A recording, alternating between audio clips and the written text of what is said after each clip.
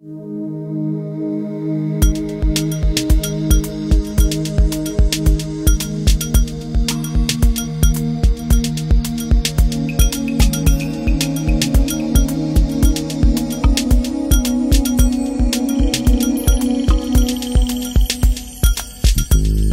been playing, congas. I kind of started messing around with congas when I was 18 or 17, my senior year of high school, my freshman year in college. We had the instruments, and I was always, really interested in African, Afro-Cuban, all, ethnic music, period, I grew up listening to a lot of 70s soul, a lot of 70s jazz, 80s R&B. And I mean, for me, it's everybody from, in the jazz world, Herbie Hancock, Chick Corea, Miles Stuff. Big fan of Tito Puente. Those people really inspired me a lot. Alatunji, Babatunde Alatunji, one of the first Africans to really, introduce us to the whole African vibe, back in the 70s. Mongo Santa Maria, Poncho Sanchez.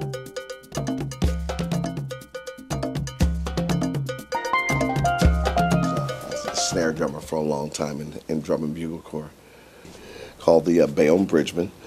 I marched with them, and actually in the whole organization, they had a feeder corps that I started in. I started playing from hand cymbals to tenor drum to, snare drum, and I was in the feeder corps for 4 years, and then I went on to what was known as the junior class corps.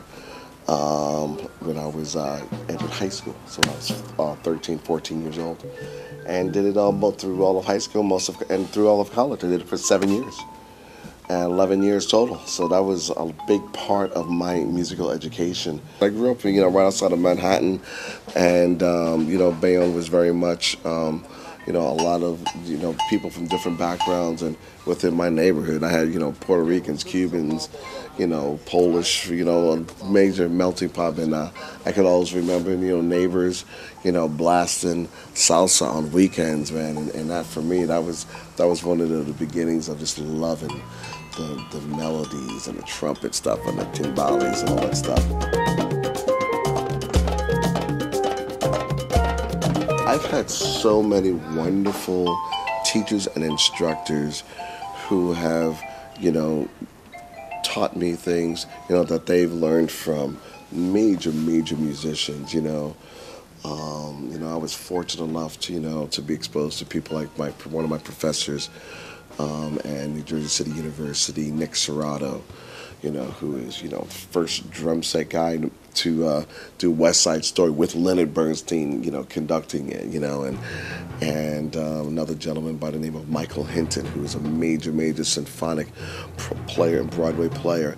And both of these guys studied with the major percussionists of the 60s and 70s, and the guys that beat the books that I use to this day. My instructors, either studied with them or, some of them in case they went to school with. I've been really fortunate enough to play with some great artists out there. Very fortunate to, play with some great drummers. Guys like Tony Braunagel,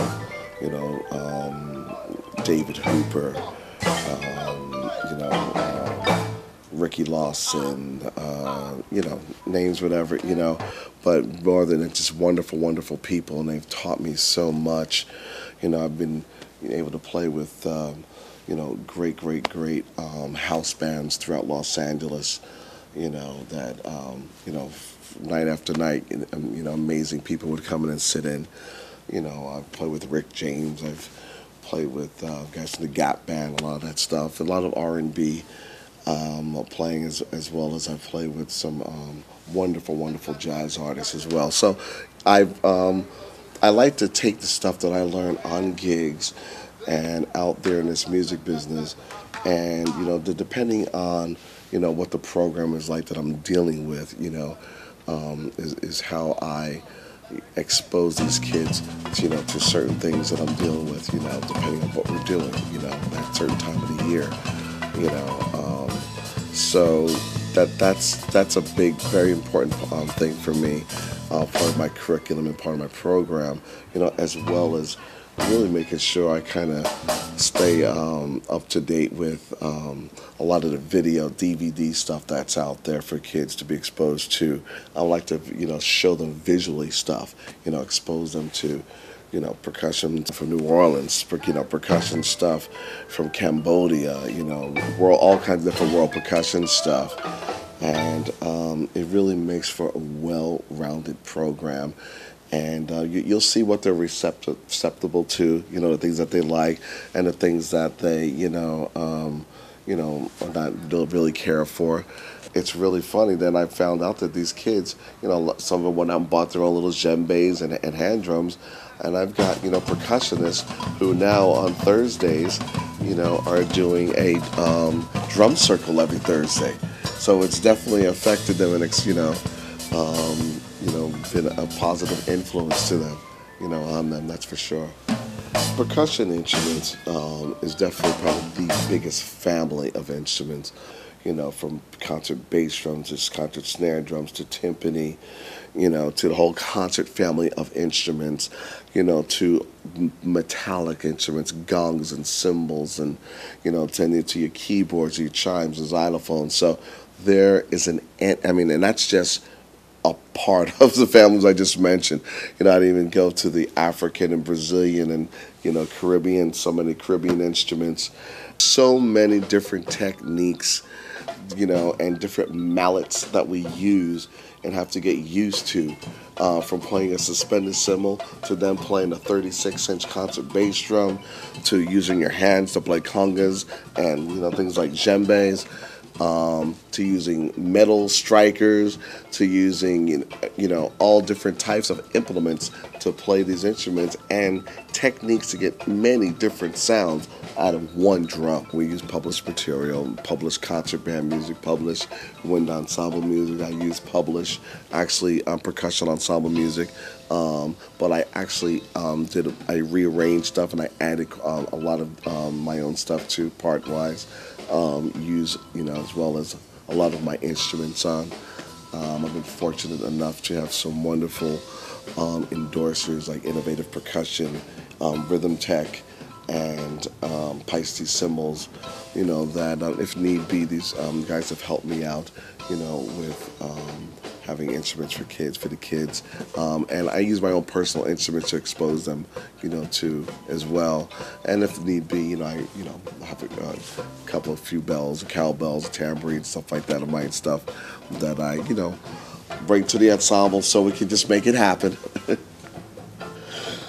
The effect that we have, as artists, whether it be, the dance program, whether it be painting, all the creative arts.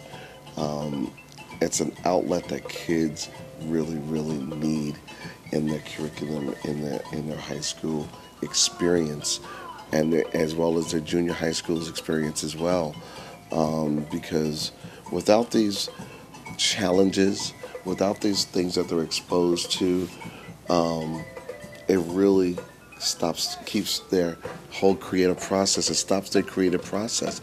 It stops them from dreaming, and to be able to utilize these pictures that they see, these songs that they hear, these dance moves that they see, to be able to have an outlet to use that and to have performances and to go out and work on something and have that whole, depending on the ensemble, the whole team experience, helping each other, you know what I mean?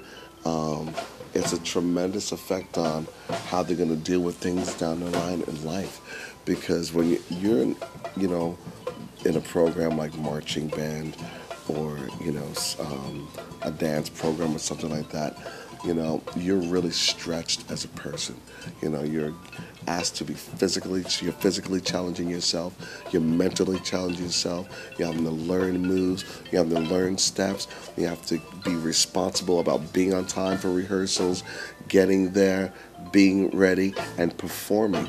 those type of things that you're learning are going to be things that are going to have such an effect on you down the line, and you're going to be a much more well-rounded person.